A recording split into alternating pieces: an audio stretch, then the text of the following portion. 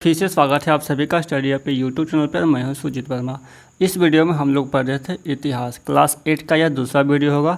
इससे पहले हम लोगों ने पहला वीडियो पढ़ा था जिसमें हम लोगों ने जाना था कि कैसे कब और कहां के बारे में, और दूसरा चैप्टर जो था वो था व्यापार से साम्राज्य तक कंपनी की सत्ता स्थापित होती है। तो काफ़ी सारे पॉइंट्स इसमें हम लोगों ने पढ़ा था। चलिए आज का जो वीडियो है वो स्टार्ट करते हैं। दूसरा वीडियो है, इस सारा कुछ पॉइंट्स जो है हम लोगों ने पढ़ लिया था। यदि आपने इससे पहले का वीडियो नहीं देखा है तो देख लीजिएगा, हमारे चैनल पे प्लेलिस्ट बना हुआ है हिस्ट्री क्लास 8 क्लास 7 करके, उसमें सारा कुछ है। और भी बहुत कुछ हमारे चैनल पे मिलेगा यदि आप सीटेट का तैयारी कर रहे हैं। पेपर 2 के लिए यह है, ठीक है। पेपर 1 से भी काफ़ी रिलेटेड उस पर डाला हुआ है, तो आप उस पर जा कर के देख सकते हैं। हम लोग ढूंढ रहे हैं यहाँ पे कि पहला वीडियो में हम लोगों ने ये सब पढ़ लिया था। दूसरा जो है आज पार्ट क्लास 8 का जो दूसरा पार्ट है इसमें हम लोग आज पढ़ेंगे ग्रामीण क्षेत्र पर शासन चलाना। इस यहाँ से हम लोगों को आज पढ़ना है। एक चैप्टर 3 है, हिस्ट्री क्लास 8 का है, ग्रामीण क्षेत्र पर शासन चलाना। यानी इसमें जो मेन पॉइंट है वो आपका कि 12 अगस्त 1765 को मुग़ल बादशाह ने ईस्ट इंडिया कंपनी को बंगाल का दीवान तैनात किया। यानी बंगाल का दीवान तैनात कब किया मुग़ल बादशाह ने ईस्ट इंडिया कंपनी को? तो 12 अगस्त 1765 को मुग़ल बादशाह ने ईस्ट इंडिया कंपनी को बंगाल का दीवान तैनात किया। नेक्स्ट पॉइंट है आपका कंपनी की आमदनी। कंपनी की आमदनी के बारे में जानना है।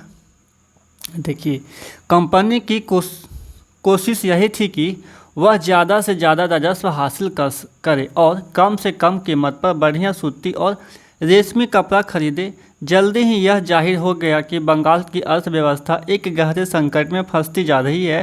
कारीगर गांव छोड़कर भाग रहे थे क्योंकि उन्हें बहुत कम कीमत पर अपनी चीज़ें कंपनी को जबरन बेचनी पड़ती थी। यानी उसको जो वहाँ पे जो किसान थे जो काम कर रहे थे कंपनी में, उनको अपना फ़ायदा हो ही नहीं रहा था, उन्हें और खुद ही नुकसान हो रहा था। तो इससे में क्या करते, वो भागते ही, तो वो भाग रहे थे। जबरन बेचनी पड़ती थी, ज़बरदस्ती खरीद लेता था उन लोग। नहीं भी देना है तो भी ज़बरदस्ती खरीद लेता, तो क्या करेंगे, देना पड़ता था। तो ऐसे में लाचार थे, अपना लगान नहीं चुका पा रहे थे, कारीगरों का उत्पादन गिर रहा था और खेती चौपट होने की दिशा में बढ़ रही थी। 1770 में पड़े अकाल ने बंगाल में 1 करोड़ लोगों की मौत की नींद सुला दिया। इस अकाल में लगभग 1/3 आबादी समाप्त हो गई। यानी बंगाल में अकाल कब आया था? 1770 में। उसमें 1/3 आबादी समाप्त हो गई। और कितनी बहुत बड़ी नाकामी होगी, जो भी कहें, अकाल आना। 1770 में अकाल आया था। नेक्स्ट पॉइंट है खेती में सुधार की ज़रूरत। आखिरकार कंपनी ने 1793 में अस्थायी बंदोबस्त लागू किया। ये सब होने के बावजूद 1793 में फिर अस्थायी बंदोबस्त लागू किया गया। इस बंदोबस्त की शर्तों के हिसाब से राजाओं और तालुकदारों को जमींदारों के रूप में मान्यता दी गई। किसानों की ओर से चुकाई जाने वाली राशि अस्थायी रूप से तय कर दी गई थी। उन्हें लगता था कि राज्य की ओर से राजस्व की मांग बढ़ने वाली नहीं थी, इसलिए जमींदार बढ़ते उत्पादन से फायदे में रहेंगे। नेक्स्ट पॉइंट है अस्थायी बंदोबस्त एक समस्या। अस्थायी बंदोबस्त तो कर दिया गया लेकिन वह एक समस्या हो गया। कैसे, देखिए। मगर अस्थायी बंदोबस्त ने भी समस्या पैदा कर दी। राजस्व इतना ज़्यादा था कि जमींदार ज़मीन में सुधार के लिए खर्चा नहीं कर रहे थे। अस्थायी बंदोबस्त तो किया, चलिए मानते एक सही है, लेकिन समस्या पैदा ये हो गया कि राजस्व इतना ज़्यादा था, जहाँ पे लेना था मान लीजिए 10 रुपये, वहाँ पे 20 रुपये ले रहा था। इतना ज़्यादा था कि जितना उनका आमदनी हो रहा था उतना वो चुका नहीं पा रहे थे। यानी ज़मींदार ज़मीन में सुधार के लिए खर्चा नहीं कर रहे थे। यानी जैसे जो ज़मींदार हैं खेत में काम कर रहे हैं तो उनको खेत में सुधार करने के लिए पैसे चाहिए ही। यानी जो उससे कमा रहे हैं वो उसे ही दिए जा रहे हैं, ठीक है, उनके लिए बच ही नहीं रहा है। तो फिर आगे क्या हुआ,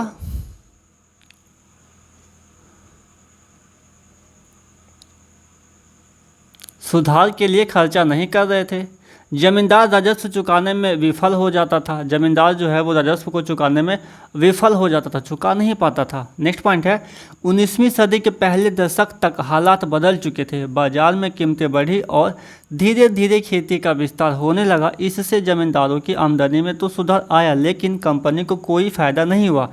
अब आगे देखिए क्या हुआ, जमींदार को तो फ़ायदा हुआ लेकिन कंपनी को फिर वहाँ पे कोई फ़ायदा नहीं होने लगा, क्योंकि कंपनी तो हमेशा के लिए राजस्व तय कर चुकी थी। अब वह राजस्व में वृद्धि नहीं कर सकती थी। जो किसान था, जमींदार लगान नहीं चुका पाता था तो उसे पुश्तैनी ज़मीन से बेदखल कर दिया जाता था। यानी जो चुका नहीं पाता था, है ना, तो उसे क्या है, जो उसकी जो ज़मीन थी उसे हड़प लिया जाता था। एक नई व्यवस्था, अस्थायी व्यवस्था के बाद एक दूसरा लागू हुआ, एक नई व्यवस्था। होल्ट मैकेंजी नामक अंग्रेज ने एक नई व्यवस्था तैयार की जिसे 1822 में लागू किया गया। गांव के एक एक खेत के अनुमति राजस्व को जोड़कर हर गांव महाल कहलाता था। यानी देखिए, महाल से वसूल होने वाले राजस्व का हिसाब लगाया जाता था। एक एक खेत को अनुमानित राजस्व को जोड़कर हर गांव को क्या बोलते थे, तो महाल। इस राजस्व को अस्थायी रूप से तय नहीं किया गया, बल्कि उसमें समय समय पर संशोधनों की गुंजाइश रखी गई। राजस्व इकट्ठा करने और उसे कंपनी को अदा करने का जिम्मा जमींदार की बजाय गांव के मुखिया को सौंप दिया गया। इस व्यवस्था को महालवारी बंदोबस्त का नाम दिया गया। यानी मुखिया को जो सौंप दिया गया तो उस व्यवस्था को क्या नाम दिया गया, महालवारी बंदोबस्त। नेक्स्ट है आपका मुनरो व्यवस्था। मुनरो व्यवस्था क्या है, जानना बहुत ज़रूरी है। ब्रिटिश नियंत्रण वाले दक्षिण भारतीय इलाकों में भी अस्थायी बंदोबस्त की जगह नई व्यवस्था अपनाने का प्रयास किया जाने लगा। वहाँ जो नई व्यवस्था विकसित हुई उसे रैयतवार या रैयतवारी का नाम दिया गया। यानी दक्षिण भारत में जो व्यवस्था लागू की गई नई व्यवस्था, उसे क्या नाम दिया गया, रैयतवार या रैयतवारी का नाम दिया गया। टॉमस मुनरो ने इस व्यवस्था को विकसित किया। नई व्यवस्था जो थी उसे किसने विकसित किया, तो टॉमस मुनरो ने विकसित किया और धीरे धीरे पूरे दक्षिणी भारत पर यह व्यवस्था लागू कर दी गई। नेक्स्ट पॉइंट है नई व्यवस्थाएं लागू होने के बाद महज कुछ सालों के भीतर उनमें समस्याएं दिखाई देने लगी। जमीन से होने वाली आमदनी बढ़ाने के चक्कर में राजस्व अधिकारियों ने बहुत ज़्यादा राजस्व तय कर दिया था। किसान राजस्व नहीं चुका पा रहे थे, रैयत गांव से भाग रहे थे, गांव वीरान हो गए थे। यानी जो भी कंपनी आया वो सिर्फ अपना झोली ही भरना चाहता था। जो किसान होते थे, जो खेतों में काम करते थे, जो ज़मींदार होते थे, उनके बारे में लोग सोचते नहीं थे कि उनका क्या फ़ायदा हो नहीं हो, बस अपना झोली भरते थे। तो फिर से वही घटना घटी कि रैयत गांव से भाग रहे थे, गांव वीरान हो गए। नेक्स्ट पॉइंट है आपका यूरोप के लिए फसलें।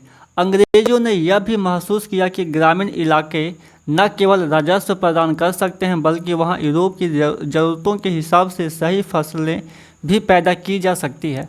18वीं सदी के आखिर तक कंपनी ने अफीम और नील की खेती पर पूरा जोर लगा दिया था। इसके बाद लगभग 150 साल तक अंग्रेज देश के विभिन्न भागों में किसी न किसी फसल के लिए किसानों को मजबूर करते रहे। बंगाल में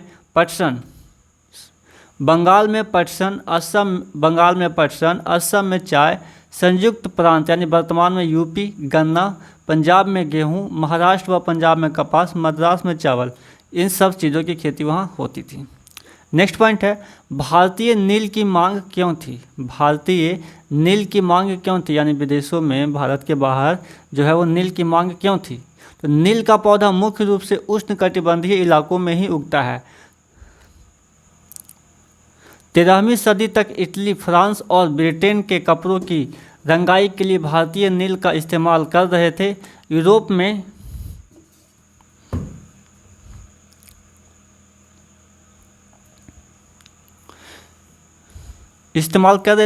नील की महंगाई अधिक होने के कारण यूरोपीय कपड़ा उत्पादकों को बैंगनी और नीले रंग बनाने के लिए वोड नामक एक और पौधे पर निर्भर रहना पड़ता था।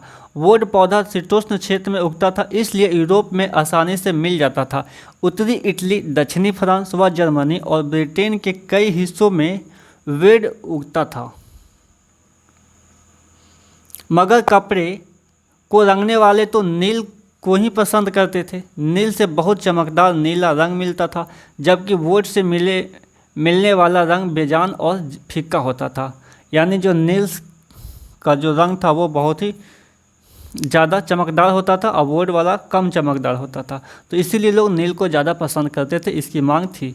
उत्तरी अमेरिका के भी बहुत सारे भागों में नील के बागान सामने आ गए थे। नेक्स्ट है आपका बागान। एक विशाल खेत जिस पर बागान मालिक बहुत सारे लोगों से जबरन काम करवाता था, जैसे कॉफ़ी, गन्ना, तंबाकू, चाय और कपास आदि के विषय में बागानों का जिक्र किया जाता है। यानी उस बागान में इन सारी चीज़ों की खेती की जाती थी। नेक्स्ट पॉइंट है भारत में ब्रिटेन की बढ़ती दिलचस्पी। यूरोप में नील की बढ़ती मांग को देखते हुए ईस्ट इंडिया कंपनी भी भारत में नील की खेती बढ़ाने के रास्ते ढूंढने लगी। 18वीं सदी के आखिरी दशकों से ही बंगाल में नील की खेती तेज़ी से फैलने लगी थी। बंगाल में पैदा होने वाला नील दुनिया के बाज़ारों पर छा गया था। 1788 में ब्रिटेन द्वारा आयात किए गए नील में भारतीय नील का हिस्सा केवल लगभग 30% था। 1810 में 95% हो चुका था। भारी मुनाफे की उम्मीद में स्कॉटलैंड और इंग्लैंड के बहुत सारे लोग भारत आए और उन्होंने नील के बागान लगा लिए। नेक्स्ट पॉइंट है नील की खेती कैसे होती थी। नील की खेती के मुख्य दो तरीके थे, निज और रैयत। नील की खेती के दो तरीके थे, पहला निज और दूसरा रैयती। नेक्स्ट पॉइंट है बीघा। जमीन की एक माप। ब्रिटिश शासन से पहले बीघे का आकार अलग अलग होता था। बंगाल में अंग्रेजों ने इसका क्षेत्रफल करीब 1/3 एकड़ तय कर दिया था। नेक्स्ट पॉइंट है नील खेती के साथ परेशानी यह थी कि उसकी जड़ें बहुत गहरी होती थी और वह मिट्टी की सारी ताकत खींच लेती थी। नील की कटाई के बाद वहाँ धान की खेती नहीं की जा सकती थी। जहाँ पे नील की खेती की जाती थी उसके कटाई के बाद धान की खेती नहीं की जाती थी, क्योंकि उनमें जो उर्वरक की शक्ति होती थी वो नील जो है वो छीन लेती थी, तो फिर अगला फसल हो ही नहीं पाता था। नेक्स्ट पॉइंट है आपका कि नील विद्रोह और उसके बाद क्या हुआ। तो मार्च 1859 में बंगाल के हजारों रैयतों ने नील की खेती से इनकार कर दिया। जैसे जैसे विद्रोह फैला, रैयतों ने बागान मालिकों को लगान चुकाने से भी इनकार कर दिया। वे तलवार, भाले और तीर कमान लेकर नील की फैक्ट्रियों पर हमला करने लगे और तो अपने बर्तन लेकर लड़ाई में कूद पड़ी। इस बगावत के बाद बागानों में नील का उत्पादन धराशायी हो गया। इसके बाद बागान मालिक बिहार पर ध्यान देने लगे। 19वीं सदी के आखिर में कृत्रिम रंगों का निर्माण होने लगा था। इससे उनका व्यवसाय भी बुरी तरह प्रभावित हुआ। फिर भी वे उत्पादन फैलाने में सफल रहे। जब महात्मा गांधी दक्षिण अफ्रीका से लौटे तो बिहार के एक किसान ने उन्हें चंपारण आकर नील किसानों की दुर्दशा को देखने का न्योता दिया। 1917 में महात्मा गांधी का यह दौरा नील बागान मालिकों के खिलाफ चंपारण आंदोलन की शुरुआत हुई। नेक्स्ट पॉइंट है आपका WS सीतानकार नील आयोग के अध्यक्ष थे। नील आयोग के अध्यक्ष कौन थे? WS सीतानकार। नेक्स्ट चैप्टर जो है वो आपका है आदिवासी डिक्कू और एक स्वर्ण युग की कल्पना। नेक्स्ट चैप्टर का नाम है आपका आदिवासी डिक्कू और एक स्वर्ण युग की कल्पना। 1895 में बिरसा नाम के एक आदमी को झारखंड में छोटा नागपुर के जंगलों और गांवों में घूमते देखा गया। लोग कहते थे कि उसके पास चमत्कारी शक्तियां हैं, वह सारी बीमारियां दूर कर सकता था और अनाज की छोटी सी ढेरी को कई गुना बढ़ा देता था। बिरसा खुद यह ऐलान कर दिया था कि उसे भगवान ने लोगों की रक्षा और उनको डिक्कुओं, यानी डिक्कुओं का मतलब होता है बाहरी लोगों, बाहर के जो लोग होते हैं उनको डिक्कुओं बोलते थे, कि गुलामी से आज़ाद कराने के लिए भेजा है। बिरसा को लोग भगवान मानते थे। बिरसा का जन्म एक मुंडा परिवार में हुआ था। बिरसा का जन्म कहाँ हुआ था? तो एक मुंडा परिवार में हुआ था और वो झारखंड में हुआ था। मुंडा एक जनजातीय समूह है जो छोटा नागपुर में रहता है। बिरसा के समर्थकों में इलाके के दूसरे आदिवासी संथाल और उरांव भी शामिल थे। अंग्रेजों के शासन से उनके आजीविका नष्ट होती दिखाई दे रही थी। यानी जो जनजाति थी उनके साथ में आदिवासी, दो आदिवासी और था, क्या नाम था? संथाल और उरांव। नेक्स्ट पॉइंट है आपका कुछ झूम खेती करते थे। तो झूम खेती के बारे में आपने पढ़ा होगा, फिर से एक बार जान ले कि झूम खेती घुमंतू को कहा जाता है। इस तरह की खेती अधिकांशतः जंगलों में छोटे छोटे भूखंडों पर की जाती थी। लोग जमीन तक धूप लाने के लिए पेड़ों के ऊपरी हिस्से काट देते थे और जमीन पर उगी घास फूस जलाकर साफ कर देते थे। इसके बाद वे घास फूस के जलने पर पैदा हुई राख को खाली ज़मीन पर छिड़क देते थे। इस राख में पोटास होती थी। उस राख में क्या होता था? पोटास होता था, जिससे मिट्टी उपजाऊ हो जाती थी। घुमंतू किसान मुख्य रूप से पूर्वोत्तर और मध्य भारत की पर्वतीय व जंगली पट्टियों में ही रहते थे। नेक्स्ट पॉइंट है आपका कि कुछ शिकारी और संग्राहक थे। बहुत सारे इलाके में आदिवासी समूह पशुओं का शिकार करके और वन उत्पादों को इकट्ठा करके अपना काम चलाते थे। वे जंगलों को अपनी ज़िंदगी के लिए बहुत ज़रूरी मानते थे। उड़ीसा के जंगलों में रहने वाला खोंड जो है वो किस जंगल में रहता था? तो उड़ीसा के जंगलों में रहने वाला खोंड समुदाय इसी तरह का एक समुदाय था। इस समुदाय के लोग टोलियां बनाकर शिकार पर निकलते थे और जो हाथ लगता था उसे आपस में बांट लेते थे। खाना पकाने के लिए वह साल और महुआ के बीजों का तेल इस्तेमाल करते थे। इलाज के लिए जड़ी बूटियों का इस्तेमाल करते थे।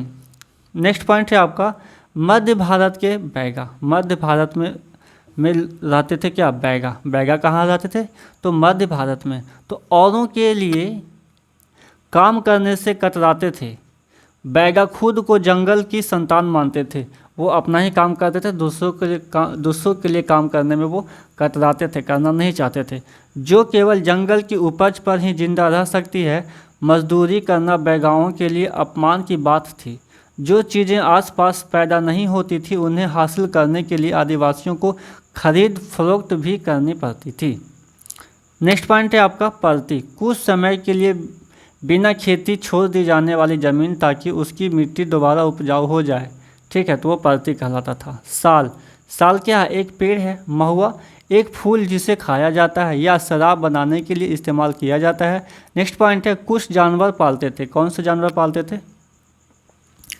बहुत सारे आदिवासी समूह जानवर पालकर अपनी ज़िंदगी चलाते थे। वे चरवाहे थे जो मौसम के हिसाब से मवेशियों या भेड़ों के रेवड़ लेकर यहाँ से वहाँ जाते रहते थे। पंजाब के पहाड़ों में रहने वाले वन गुज्जर और आंध्र प्रदेश में लबाड़िया आदि समुदाय गाय भैंस के झुंड पालते थे। कुल्लू के गद्दी समुदाय के लोग गड़रिये थे और कश्मीर के बकरवाल बकरियाँ चराते थे, पालते थे।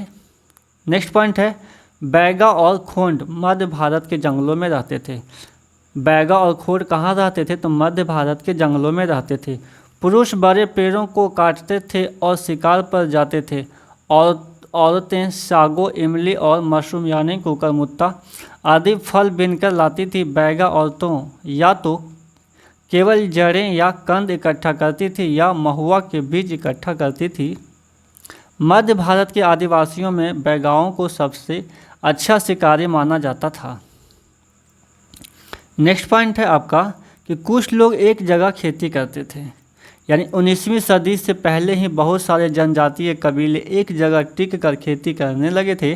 वे हलों का इस्तेमाल करने लगे थे और धीरे धीरे उन्हें ज़मीन पर अधिकार भी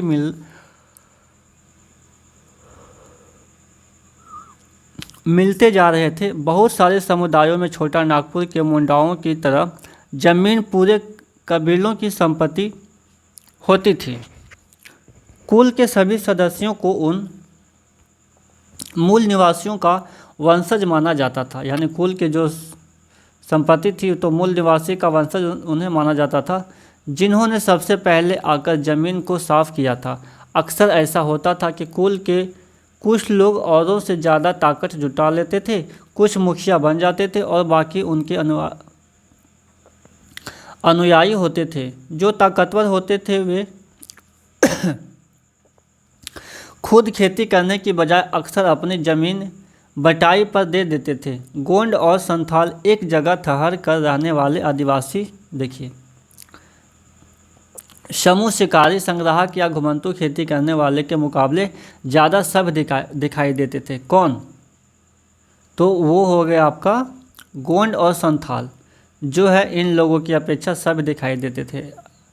नेक्स्ट पॉइंट है आपका औपनिवेशिक शासन से आदिवासियों के जीवन पर क्या असर पड़े।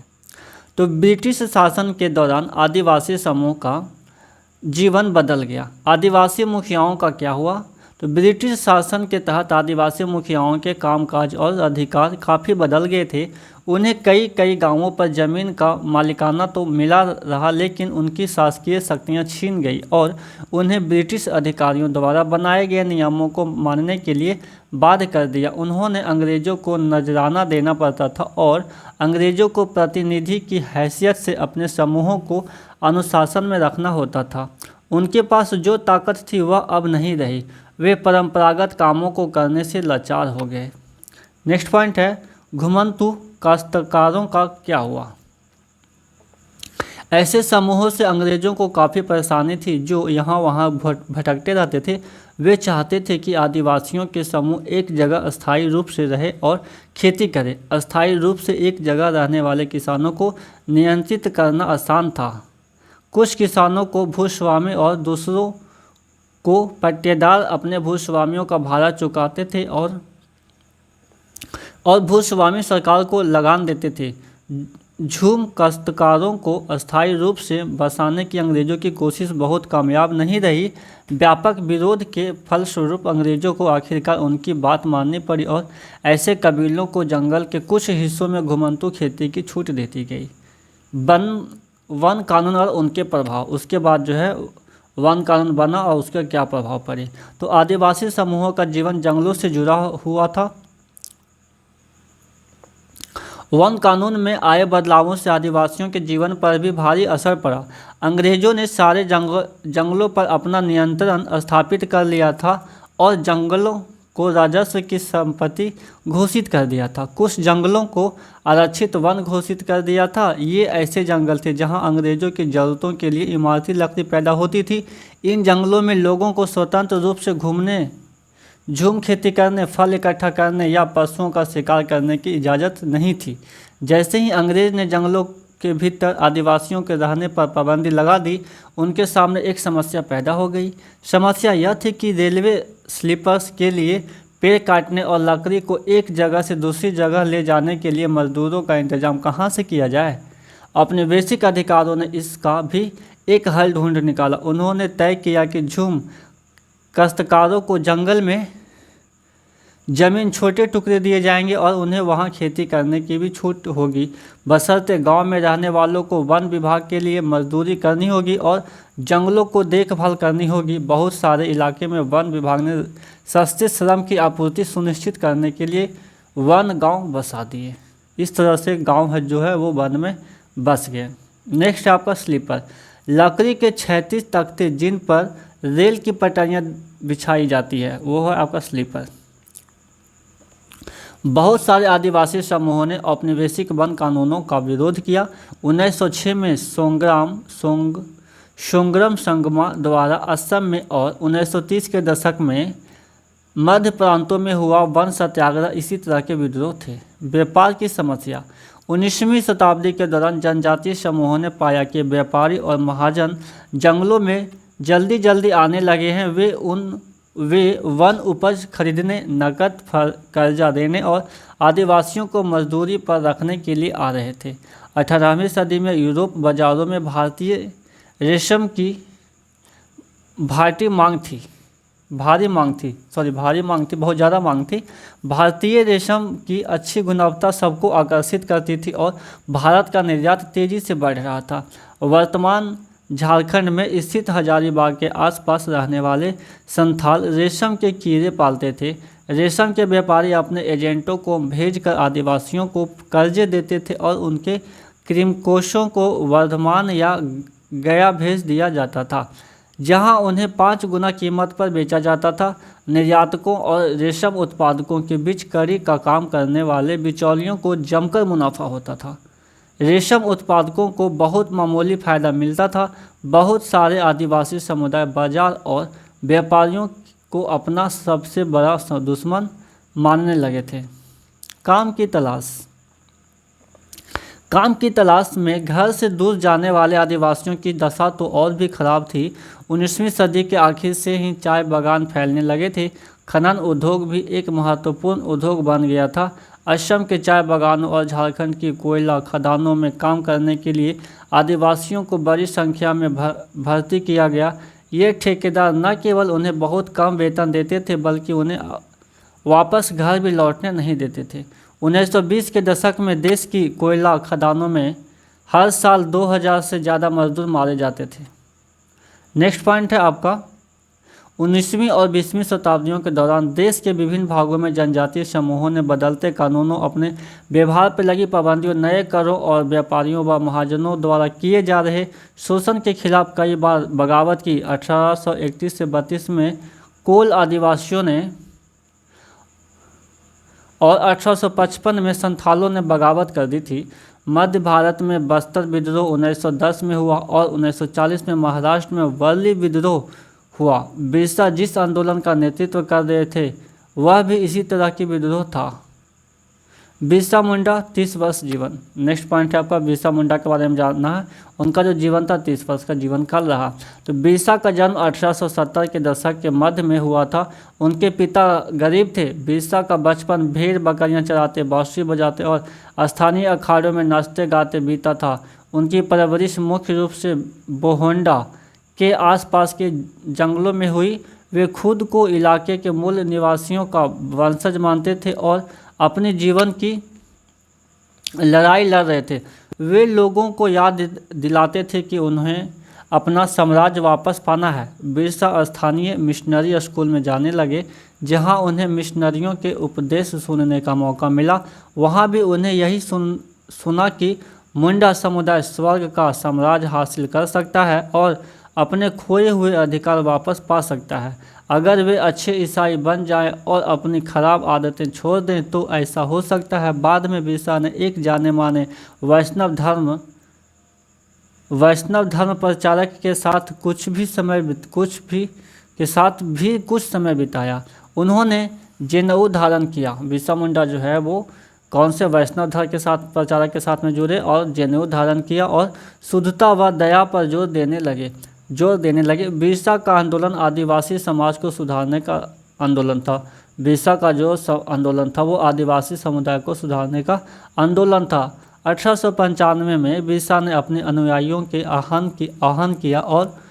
किया कि वे अपने गौरवपूर्ण अतीत को पुनर्जीवित करने के लिए संकल्प लें। वह अतीत के एक ऐसे स्वर्ग युग सतयुग की चर्चा करते थे जब मुंडा लोग अच्छा जीवन जीते थे, तटबंध बनाते थे, कुदरती झरने का नियंत्रित करते थे, पेड़ और बाग लगाते थे, पेट पालने के लिए खेती करते थे। उस काल्पनिक युग में मुंडा अपने बिरादरों और रिश्तेदारों का खून नहीं बहाते थे।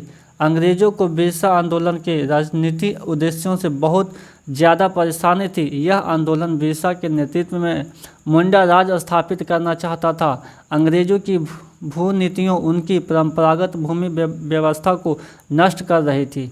जब आंदोलन फैलने लगा तो अंग्रेजों ने सख्त कार्रवाई का फैसला लिया। उन्होंने 1895 में बिरसा को गिरफ्तार किया और दंगे फसाद के आरोप में 2 साल की सजा सुनाई। 1897 में जेल से लौटने के बाद बिरसा के अनुयायी डिक्कू और यूरोपीय सत्ता के प्रतीकों को निशाना बनाने लगे। सफ़ेद झंडा बिरसा राज का प्रतीक था। बिरसा राज का प्रतीक क्या था? सफ़ेद झंडा।